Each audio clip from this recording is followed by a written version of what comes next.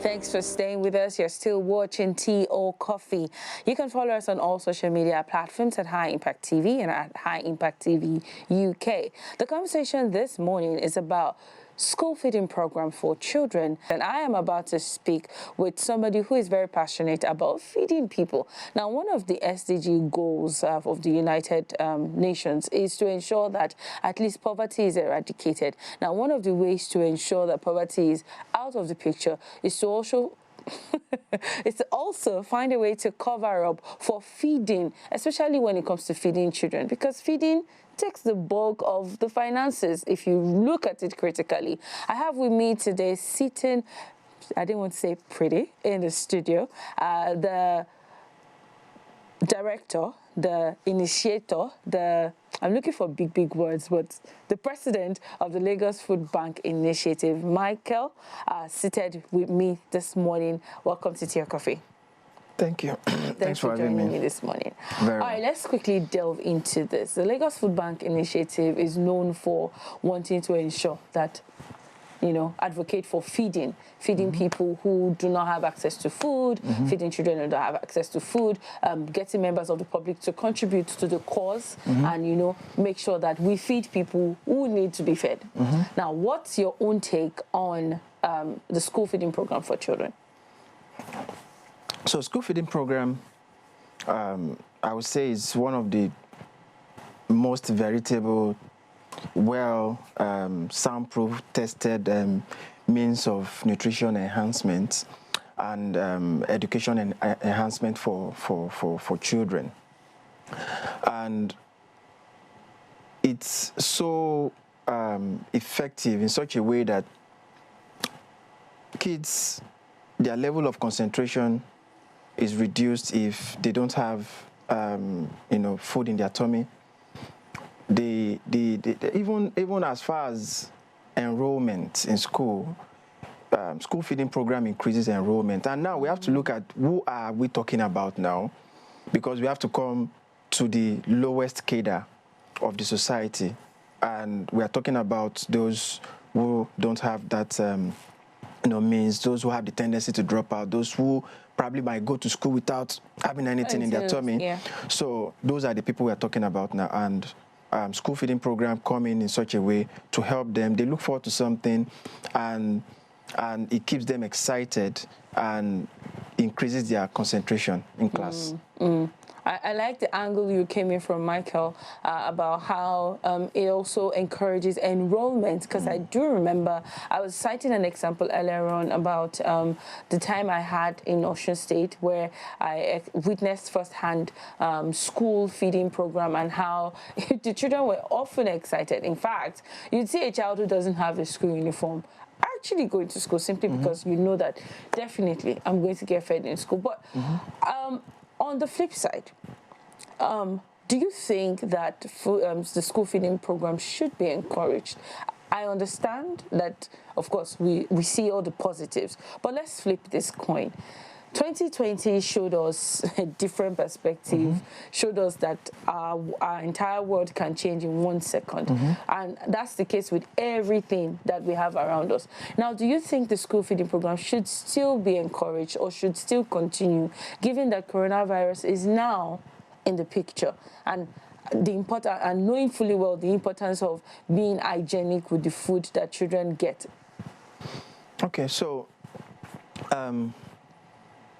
the fact that the question as to whether it should be encouraged or not, given the coronavirus situation, for me, it's far cry. Okay. In the sense that if we're talking about coronavirus and food safety, for me, there are two different issues. And if we address food safety, fine, food should be well prepared, everything. But I really can't see, because I've been trying to look at what is even the link between this whole coronavirus. Because if we are saying that they shouldn't even go to school at all because of the disease, the different, because of the the pandemic is a different case. Then going to school, you're already in class. The food you are taking, definitely not. In our own case, we do a school feeding program. These kids have their own separate coolers. They have their own cups, with well designated to each student. And everything, the hygiene is well, everything is in proper check and condition. So basically, it's something that should never be compromised. It's a concept, like I said, that should never be compromised, that should continue. It's tested. It's proven to be working in other climes. And it appears we are still struggling with it here. But really, I'm talking from a perspective of, I had this experience growing up. We didn't have all the means, and I went to school severally without, eating. Nothing like a school feeding program then. I wasn't looking forward to school. I didn't like school, right? But when you know that, okay, there is a school feeding program, you look forward to something, you are not hungry during break time, and it just brings this kind of, makes you excited and all of that. So coronavirus pandemic is secondary and is not even so prevalent among school children, rather in school. So depending on what we are looking at, basically. So, I mean, that question was actually to help some parents whose argument is that, oh, there's coronavirus, I don't trust the kind of food that they will give my child. What if the person serving it sneezes? Or what if the person is coughing? How will I be very sure that my child will not contact coronavirus from eating in school? The argument now is that nobody should have to worry about coronavirus or food contamination. Is that what you're saying? Okay, so what I'm saying in essence is that we can't rule out, food, what's this thing called now, food poisoning or food, any form of contamination that one could talk about, right? But you cannot entirely throw away the baby with the bathwater because you are saying that, okay, cars are prone to accidents. Yeah, then everybody should stop driving cars. Right? So, but what we have to do is to nip in the bud or put those checks in place. You wear your, gloves, your nose mask when you're preparing food that people would take, and cover your hair. Exactly, all those things are in place, and those are the aspect of the food safety we're talking about. Once you're into food sector, food industry, or anything that you have to serve people, those are basic, elementary things that you have to. Anyone that is not putting that into consideration, really, they have to check them and see whether they actually abiding by those basic food safety guidelines. There used to be a time that health sanitation workers go about, especially with public restaurants, public places where they sell food, or public places where, and then they inspect those places, health inspectors. They inspect and give them a certificate of cleanliness. Okay, this place is certified okay to eat or conduct business and all that. Does that still happen often? And how is the compliance to food safety practices in Nigeria? Well, we are still far cry from this whole food safety thing. The very big, the big names were in the picture, those ones you can see they comply because everybody's eyes are on them. But the ones the mama put and the really nobody cares, and everybody's just on the survival level. Once you are surviving, all other ones are secondary. So that's why I say that it's still kind of so as to whether that is still in practice, well, to my knowledge, to an extent, but not totally at the grassroots where a lot of people, get to patronize as well. Okay, let's look at the the school feeding system in Nigeria. In what ways would you say they are on the top of their game or at the top of their game? And in what ways would you say they need to improve? Okay, so I'm aware that the state government, the federal government launched a school feeding program, which is now effective in both Ogun State, Lagos State, and I think FCT. Okay. No doubt, there will definitely be challenges. It's a concept that is still coming up, and for me, I'm not always of the view of just trying to bring out the fault, because definitely there will be challenges. One should focus on both, the strength and what could be done. So for me, the government, they are trying their best. They are trying their best. They are doing everything possible to ensure that this is. But just what could probably, what I see as the major issue they are having is this issue of, mixing up politics with what should be normal. Exactly. Yes. These are things that regular things. Why make it a political thing, or why politicize it? So, and some people do this thing, and then it should be totally it's a service rendered by the government without bringing in all forms of politics into it, and it should be as inclusive as possible. The policies also should make it a bit more effective.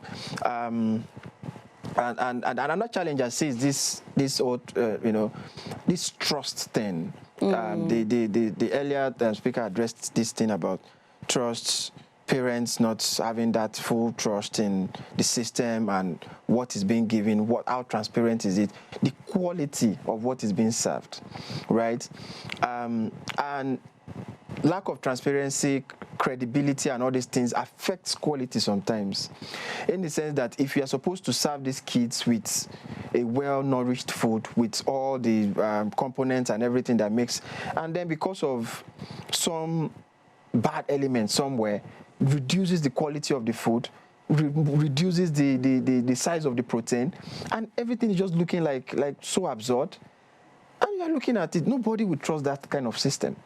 So those are things that really should be checkmated, and if possible, I always just feel that there are some things that governments cannot effectively discharge without having to do a private, public partnership with the private sector. There are people who are cut out for this. There are people who can do this thing. It's probably not, the business of the government, but ensure that work with people who can effectively discharge this. Enforce compliance. Yes, and it's not a matter of a government thing that will just give it to someone who really doesn't have the competence, but probably knows people who in the this thing, and they get the contract, and everything is all messed up, right? So they should make it as transparent as possible. Work with those who have the skill on the field and who can do this thing in a more transparent way, and then hand the trust of the people whose kids are being fed, right? So